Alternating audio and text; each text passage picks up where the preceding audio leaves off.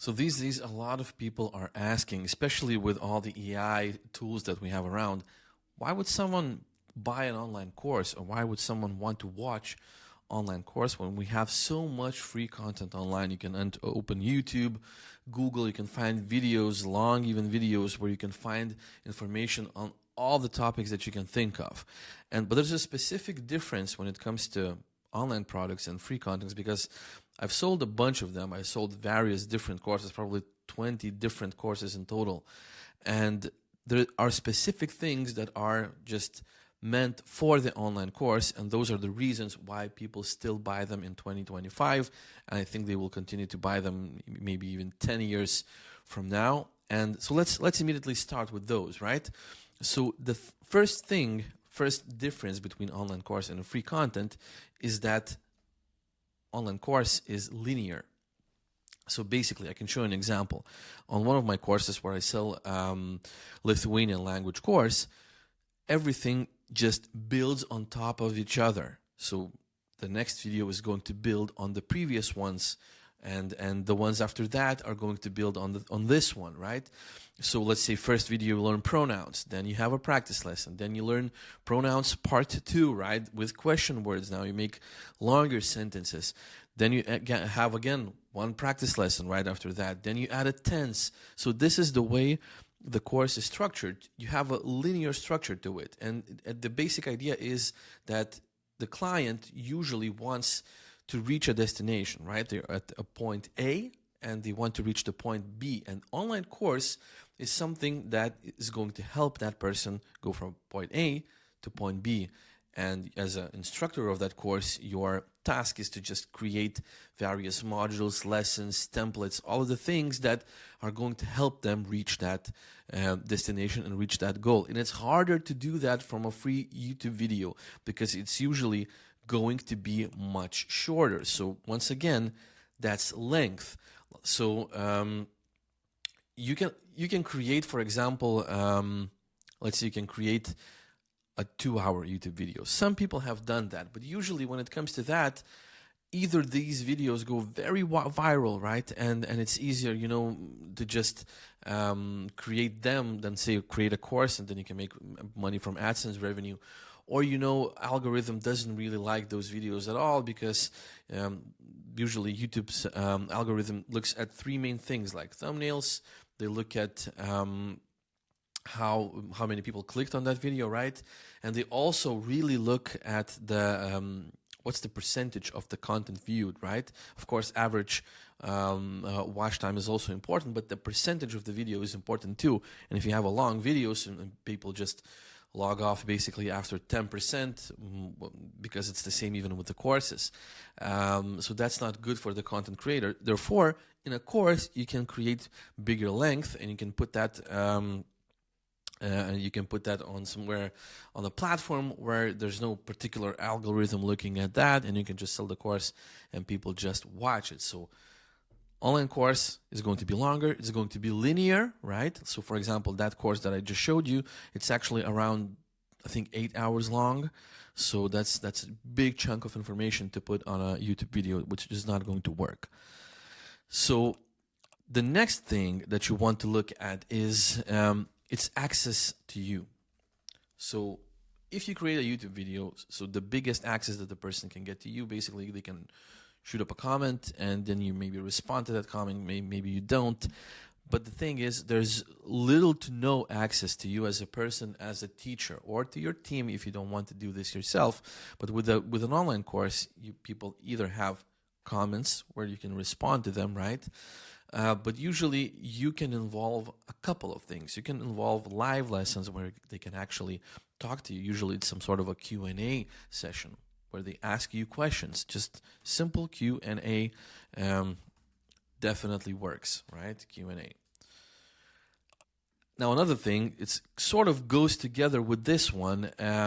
You can create a community where now people not only have access to you as a creator, as an instructor, but they have access to other people in the similar situation right? They can compare themselves. They can feel, not totally alone, with your video content. So community adds another aspect to it, because you can add that to an online course. You can, to some extent, you can add that to YouTube as well. And you could say that comment section is sort of a community, but it's not exactly like that. Trust me, I've had memberships. I have communities. People tend to, form friendships. They tend to get to know other people in the community. It creates this sort of sense of camaraderie of just doing this together.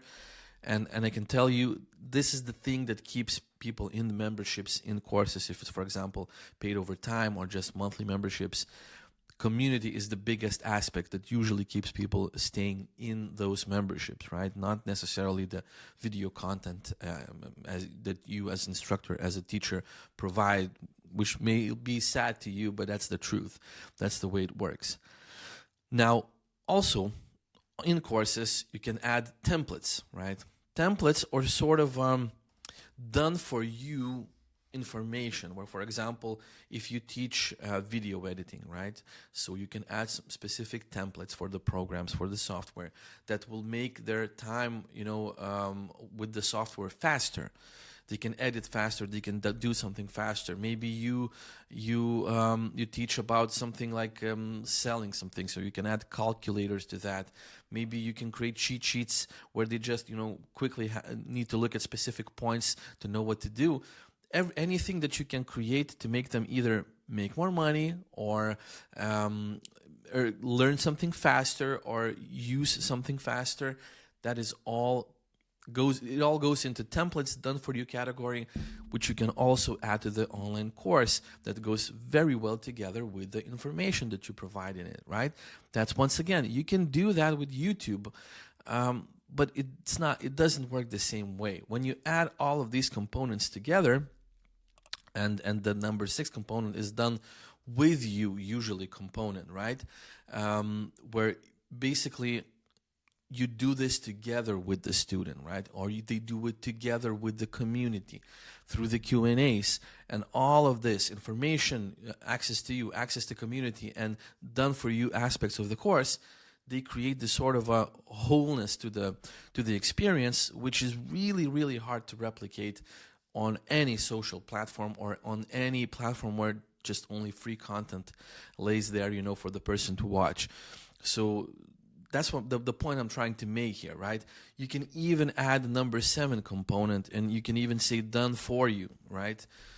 So that would be like you actually doing something for the client and doing their job for them, but that's already a service, right? That goes into service category, and you can charge much more for that. And it's okay, but when it comes to online courses, all of these are the ones that are going to differentiate the course from the free content. And trust me, these are the main reasons people buy courses. Like, from my own experience, right? Usually it's the linearity and the length that wins over here, because I sell language courses mainly. And with language courses, the thing is that people usually, they need exposure, right? They need enough of a time with a language, enough practice with it, so that they can learn to speak it. Like with other types of courses, for example, if it's a specific sort of a skill, or if it's a specific problem that you solve with the course, usually the length can be detrimental. Like if it's a problem, like, for example, you try to solve, you're explaining accounting to a person, right? The way they can do accounting, or some sort of a tips for their accounting of a company's budget, of a company's, all the numbers. So if you make this course 30 hours long, the person might be put off with it, like, oh, I have to give this big investment of my time into this to get this problem solved. Maybe I just hire somebody to solve this one for me. But if you create a course that's like 2 hours, like in 2 hours I can explain to you how you do this, or learn to do this in 7 days, now length becomes detrimental. Like then the smaller the length, the best result the person can get with it, and the quicker the result they can get with it. But it's still length, right? You still have to factor that in, right? And as I said, access to you through Q&As, through just live lessons, practice, community aspects, and all these done for you aspects are also form a whole, that goes together for your online course. Yeah, I don't know. I don't know if this makes sense to you. If you haven't started this yet, leave a comment. Tell me, maybe you have some questions when it comes to this, because, you know, to me it seems very obvious, because I've done it a bunch of times. I created a bunch of courses that were, some of them sold better than others, but it's still, usually when you start making an online course, depending on the price that you to charge it, you're still going to make like $2, $3, $4, $10, $20,000 with it, if you know what you're doing. But yeah, like, how to sell it, how to price it, that's for other videos, you know, in the future. As I said, I'm doing a 90-day challenge where I will be posting 90 videos in 90 days. Maybe not every day. Some videos will be posting multiple videos, but throughout the 90 days, I will be posting 90 videos.